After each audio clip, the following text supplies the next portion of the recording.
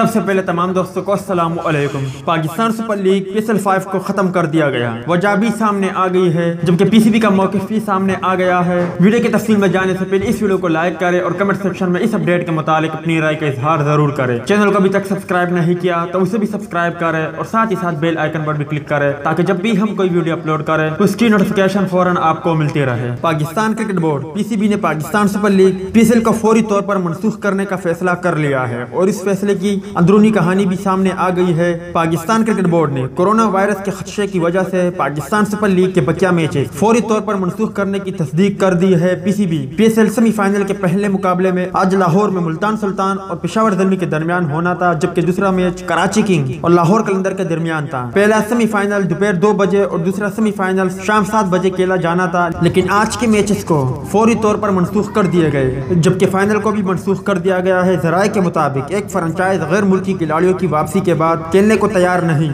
اس لیے ایونٹ ختم کرنے کا فیصلہ PCB اور فرنچائز مالکان کے اجلاس میں کیا گیا، جبکہ PCB نے براڈ کاسٹر کو فیصلے سے آگاہ کر دیا۔ واضح رہے کہ کورونا وائرس کے باعث سب سے پہلے ایونٹ کے میچز بغیر تماشائیوں کے کروانے کا اعلان کیا گیا تھا، پھر بعد میں اس کے میچز بھی محدود کر دیے گئے اور اب سیمی فائنل اور PSL فائنل کو بھی ختم کر دیا گیا ہے۔ تو دوست یہ تھی پاکستان سپر لیگ کے حوالے سے کچھ اپڈیٹ۔ امید ہے اس اپڈیٹ سے آپ بھی مایوس ہو گئے ہوں گے۔ اس اپڈیٹ کے متعلق اپنی رائے کا اظہار کمنٹس باکس میں ضرور دیں۔